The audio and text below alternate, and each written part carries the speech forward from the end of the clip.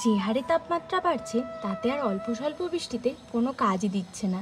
কাল বেশ ভালোই ঝড় বৃষ্টি হলো, কিন্তু তারপরেও এত অসম্ভব গরম, আর তা থেকে আমার শরীরটাও কিন্তু বেশ খারাপ করেছে এই দুদিন ধরে। তাই জন্যই আজকে একটু সকাল সকাল উঠে স্নান করে চলে গেছিলাম রান্নাঘরে, কিন্তু মা আর রান্নাবান্না কিছু করতে দেয়নি, বললো তুমি একটু না হয় গুছিয়েই দাও, রান্নাটা আজকে আমিই করে নিচ্ছি।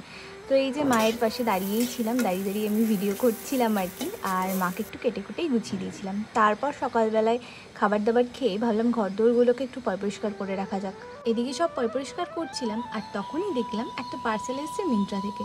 তো যার জিনিস আজকে সেই ওপেন করছে, ও এই শার্টটা অর্ডার করেছিল, আর কালারটা কিন্তু বেশ ভালো এসছে, কোয়ালিটি তো অবশ্যই ভালো। ও যখন ট্রায়াল দিচ্ছিল আমি তখন লুকিয়ে লুকিয়ে ভিডিওটা করেছি। আর তারপর ভাতটা বসিয়ে দিয়েছিলাম, আর দুপুরবেলায় খাওয়া দাওয়া করে একটা লম্বা টানা ঘুম দিয়ে একটু বেরিয়েছিলাম হাওয়া খেতে, যাতে শরীরটা একটু ফ্রেশ লাগে। তো আজকের মতন এতটুকুই, দেখাচ্ছে অবশ্যই পরের কোনো ব্লগে।